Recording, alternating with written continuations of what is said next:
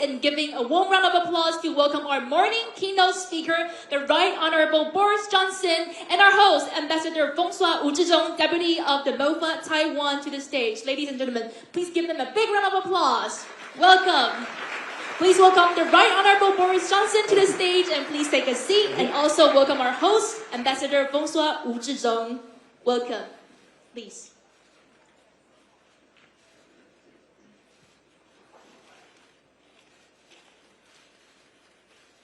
Distinguished guests, ladies and gentlemen, mesdames et messieurs, 各位女士先生 good morning, bonjour, 大家早安 On behalf of the Ministry of Foreign Affairs of Taiwan, it is an honor and a privilege to welcome you all this year's Ketagalan Forum, Indo-Pacific Security Dialogue. Today, we are especially proud to host a figure whose presence speaks volumes about the importance of shared democratic value and the deepening bonds between free societies. It is my distinct pleasure to introduce our keynote speaker, the Right Honorable Boris Johnson, former Prime Minister of the United Kingdom. This occasion marks Mr. Johnson's first visit to Taiwan. We are delighted to welcome him in a spirit of friendship and sincere respect. Mr. Johnson served as a UK Prime Minister from 2019 to 2022, a time of extraordinary global turbulence and transformation. His premiership was characterized by an unwavering conviction in the power of democracy to stand united in the face of threat, be they political, economic, or military. Under Mr. Johnson's leadership, the United Kingdom took whole steps to reposition itself globally, most notably through the 2021 Integrated Review, which heralded Britain's strategic tilt toward the Indo-Pacific.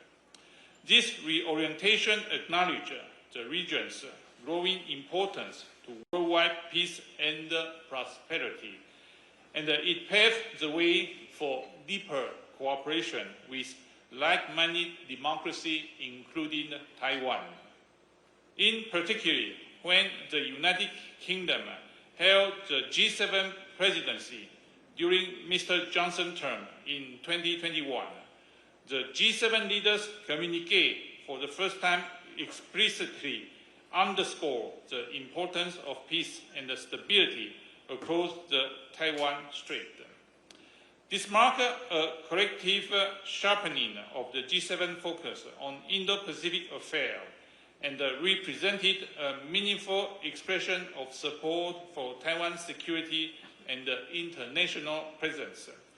Taiwan deeply appreciated Mr. Johnson's commitment to upholding democratic value and his role in fostering a more inclusive and rule-based international order.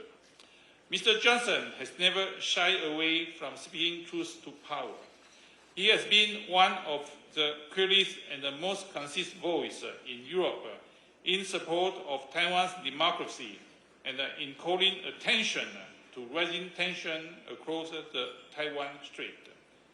His stance has underscored the importance of maintaining peace, stability, and freedom of navigation in this vital region, and has contributed significantly to international awareness and resolve. At the same time, Mr. Johnson has played a leading role on the global stage in responding to Russia's war of aggression in Ukraine. During his premiership, the United Kingdom moved swiftly to implement strong sanctions against Moscow, provide robust military and humanitarian aid to Kiev, and a ready international partner in defense of the principle of sovereignty and international law. His leadership on this issue demonstrated a profound commitment to collective security and democratic resilience. But Mr. Johnson is more than a leader of consequence. He is also a powerful and persuasive communicator. His ability to link strategic vision with human values and to speak candidly in defense of liberty makes his voice a particularly vital one in today's increasingly contested world. As Taiwan continues to work with a global partner to safeguard peace in the Indo-Pacific and uphold the rules-based international order, we are honored to count Mr. Johnson as a friend and a supporter of Taiwan cause. Ladies and gentlemen, Mesdames et Messieurs, 各位女士先生, please join me in extending a very, very warm welcome to our distinguished keynote speaker, the Right Honorable Boris Johnson. Thank you, Deputy Minister Wu. And ladies and gentlemen, please welcome the Right Honorable Boris Johnson for his speech. Welcome. Well, Minister Wu, thank you very much for that wonderful introduction, the longest and most enthusiastic introduction I've had for a very long time. Li ho, everybody. Ni hao. Very, very good to see you. And Mr. Chairman of the Prospect Foundation, Monsieur le Président de l'Assemblée Nationale, ministers, colleagues, friends, Ukrainian friends who are here, thank you for this invitation. It's wonderful to be here in Taiwan at last, because until yesterday, I had only seen this country on my lockdown Peloton machine, which had a screen on the handlebars, giving me the illusion that I was cycling on the coastal path of Taiwan. And so, for day after day, I was up on the top floor of number 10 Downing Street, puffing away on my exercise bike and watching the rain-slicked tarmac of Taiwan spool away in front of me. And I believed I was on this magic island. And I noticed how beautiful it is. And I also noticed, by the way, how sheer, how vertical the cliffs are, and how difficult to attack, which is a point I think that deserves to be more widely noted. But I couldn't see any people, and I couldn't see the culture, and there were no clues as to Taiwanese society, except it all seemed very clean and very well organized. And it was irritating, because I wanted to find out about the incredible Taiwanese triumph, which I believe will be in the key technology of the 21st century. And so I've come here really as a pilgrim and as an admirer from a distance of Taiwan, and as a total believer in AI and an addict of ChatGPT. And look, I don't mind if ChatGPT occasionally makes things up or gets things wrong, because it's so polite and so good for my ego. And imagine having a little friend who tells you every day, you had a brilliant and original idea. You're so clever, says ChatGPT. Me like a long time, says ChatGPT. And it's all free. It's absolutely fantastic. And far from fearing the future, I look forward to the day when artificial intelligence goes through the protected bourgeois professions like a whirlwind of fire, torching the ridiculous, time-consuming, and, don't you agree, time-consuming, expensive nonsense conveyancing, planning applications, way leaves, all this legal stuff. All this stuff that's been used to hold people like me to ransom for generations. And look, I mean, don't worry, all the people who do these jobs, you know, accountants, lawyers and so forth, they're going to get other jobs. It's going to be fine, because great technological change always ends up creating more well-paid jobs than it destroys. And we will solve the problem of social care workers, the shortage of social care workers which we have in our country. Not with more immigrants, but with, I think, eventually ChatGPT. ChatGPT androids, reminding the elderly to take their pills in a tirelessly polite and deferential manner. AI is going to help humanity in millions of ways that we can only guess at right now. It's the biggest advance in cognitive power I've seen in my lifetime. It has the potential to be bigger than the internet, bigger than Gutenberg, bigger than print itself. And all of it is made possible by Taiwan, isn't it? It's true. As I'm sure you all know, about 95%, perhaps even 100% now, of the sophisticated microprocessors that are necessary for AI are made here through the genius of Taiwanese manufacturers' atomic-level precision in lithography and etching. I remember when I first became Prime Minister of the UK in 2019, I said, look, I was aware of this thing. I said, look, we've got to catch up with Taiwan. We can't lag behind. I said, I said to my officials, how much would it cost for us to build a fabrication plant here in the UK? And they said £9 billion to begin with. I thought, that seems quite a lot. But I said, okay, right. And then they said, but even if we could do it on a reasonable timescale, we could not guarantee that our chips would be as good as Taiwan's, because year after year, the Taiwanese are getting better and better. And year after year, these Taiwanese chips put new distance between themselves and their competitors.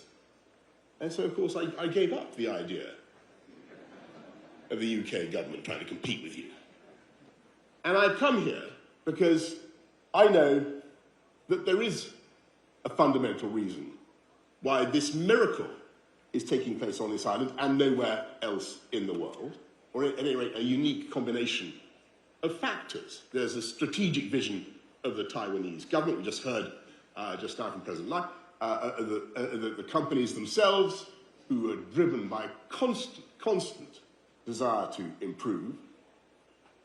But then there's the whole commercial environment of Taiwan, the spirit that you notice as soon as you get here, which you can't detect on your number 10 peloton, as I say.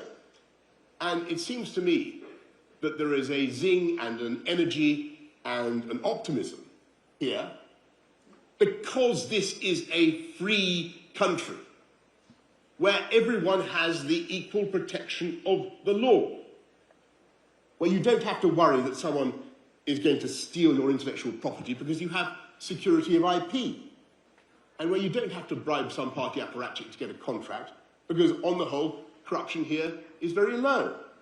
And that freedom, under the law, gives people tremendous confidence to invest and to take risks, commercial risks, that they might not otherwise take, and therefore to innovate. And I think that is why Taiwan leads the world in what is currently the world's most important technology. And so, of course, it follows that it's vital, not just for Taiwan, but for the West, for my country, for the whole world, that we protect that freedom here in Taiwan. Because I think I can safely say after 24 hours that we have a miracle here in this country. A Chinese country of 24 million people, where the population feels free, feels different, and feels a strong sense of Taiwanese identity. And as far as I understand things, the majority of people do not, on the whole, want to declare that they are immediately a sovereign state independent of Beijing. Have I got that right? That seems to be the general, or a view of a large number of people, because they're aware of the sensitivities on the mainland. All they want, as we've heard from the President earlier on, all they want is to protect the status quo, to protect democratic self-government and the freedom that is at least partly responsible, I believe, for your success. And the sad thing about what is happening now is that it is not the people of Taiwan who are demanding unilateral constitutional change, is it?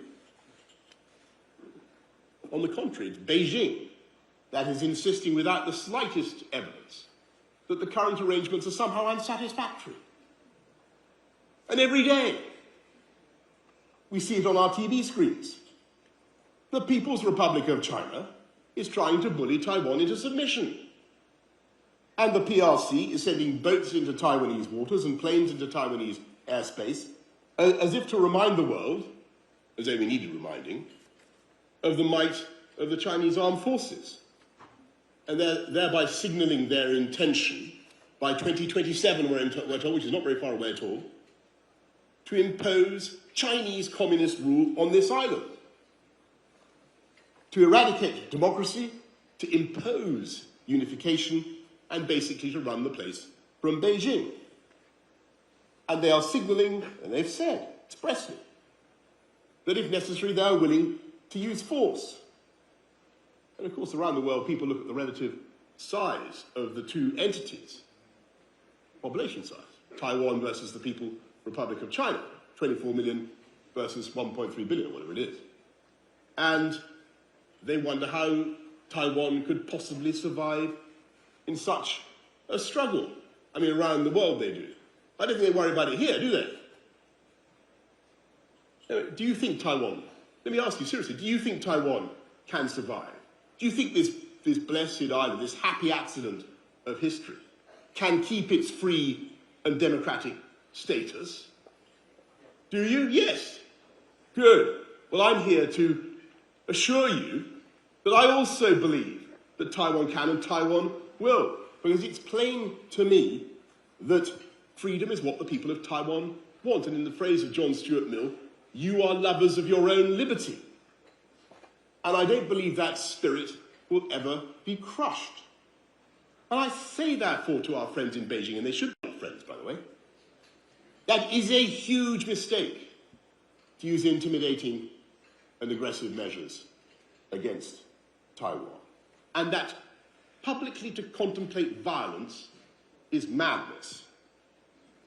Because the minute you use force to make a unilateral change to the status quo, you risk a chain of events that you cannot control, because that is, I'm afraid, what war always means. And we know, of course, that there are currently ambiguities in the official US position, the official British position, about what we would all do in the event of an attack on Taiwan. And that is for the very good reason that no one wants to get drawn into a discussion about a set of circumstances that we all passionately hope to avoid. But you also know, because you've seen it at this conference and previous versions of this conference, that there are already powerful, distinguished American politicians who are willing to speak up for the defense of Taiwan. And you know that there are many in Washington who are absolutely determined to prevent what America fears would be a major change in the balance of power in the Asia-Pacific region and in the configuration of the political configuration of the first island chain. Washington is passionately against that. And by the way, we all know that the United States has the ability, the sheer kinetic power, to change the course of any war on the planet. And I know, we know, in my country, that if America did get engaged in some operation, then the chances are that they would ask for assistance from their closest partners, their AUKUS partners, for instance, France too, I have no doubt, Britain, Australia, and others.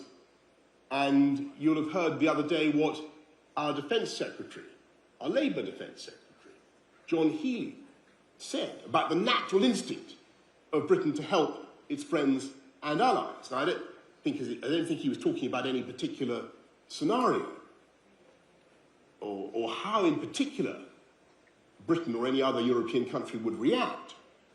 Because the truth is, right now, we don't know how it would look, how it would feel, what the occasion would demand from the Western powers. We're uncertain. And that is the whole point. That is how disasters begin. It is far easier to start a war than to predict how it will go. And you only have to go back 3 years to see how an active war can trigger consequences that are entirely unforeseen and unintended. And there are clear differences between Taiwan and Ukraine. Analogies are not always accurate. but there are some lessons that can certainly be drawn. And when Putin invaded Ukraine in February 2022, he did not expect that by now Russia would have sustained 1 million casualties with 250,000 dead, did he? He didn't bargain for that. He didn't expect that after the colossal expense of Russian blood and treasure, he would still only control about 18% of Ukraine. Slav-Ukrainian, by the way. Slav-Ukrainian. He never expected that the Ukrainians would resist so heroically, or that they would receive such steadfast and generous Western support, started, by the way, by President Trump when he gave the Javelin missiles. The war has been appalling for the poor and blameless people of Ukraine. It's been a disaster for the world. It has also been a total catastrophe for Putin. He will go down in history, not as the man who reunited the two most important parts of the former Soviet Union, not as the man who brought Ukraine back under Moscow's control. He will be remembered as the man who, by his arrogance and impatience, created in the hearts of Ukrainians an absolutely inextinguishable national feeling and desire for independence. Putin is not the man who restored Russian pride. He is the man who gambled on violence and lost, and believe me, he is going to lose. And I think in the Trump White House, the scales have now fallen from their eyes about Putin. And there is a real possibility that in just a couple of days, August the 8th, isn't it? Those countries, third countries that have been enabling Putin's war by buying his hydrocarbons, India and China, will be hit hard by secondary sanctions. And of course, I don't think any of those countries imagined for a second when this war began that they might in time be visited by that kind of punishment. And I dwell on the lesson of Ukraine, but not because the comparison is perfect. Clearly there are important differences. But to make this basic point, that if you trigger violence, then you are firing a Sarajevo pistol that can lead to disaster for you and for the entire world. And so that's why it's so vital that we address this problem in a way that I think the people of Taiwan want. We heard it just now from the President. It's vital that we address it in the way that I think the people of Britain want and the world want. And that is to have peaceful dialogue across the Straits of Taiwan. And I think, we'd be totally respectful, but we should ask our colleagues in Beijing to explain just why is it so essential to you to conquer Taiwan? When this island presents no conceivable threat to the mainland, is it really worth the risk? Is it really worth the risk, Beijing, when the consequences for the whole world could be so dire? And by the way, is it really necessary for every segment of the Chinese population to be ruled by the Chinese Communist Party? Can there not be places, beautiful places, that are differently Chinese? Of course there can.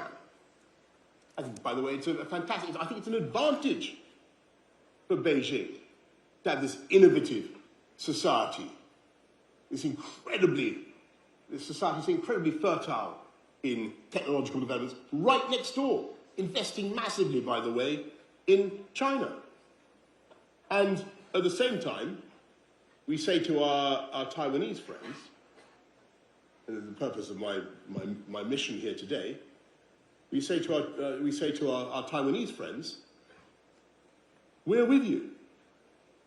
We stand with you because you are, as has been said, in the front line of the struggle against autocracies. We're with you for strategic reasons, because no one wants the chaos, confusion, and uncertainty that would follow such a change in the balance of the power. No one around the world wants that. No one wants war. And certainly no one wants Chinese domination of the first island chain. We're also with you, quite frankly, for economic reasons, aren't we? For your vital role in global supply chains, not least, as I say, in microprocessors. And all I can say in conclusion is that as China intensifies its pressure on Taiwan, I hope that we all, the West, America, the UK, all the Europeans, will have the courage not to tiptoe away, not to be cowed by our desire to be deferential to Beijing, but to stand with Taiwan and to deepen our economic partnership. That's what we need to do right now as the pressure intensifies on Taiwan. And last night, I can tell you, I've had a wonderful time in Taiwan so far. Last night, I went out to a restaurant called Din Tai Fung, I think.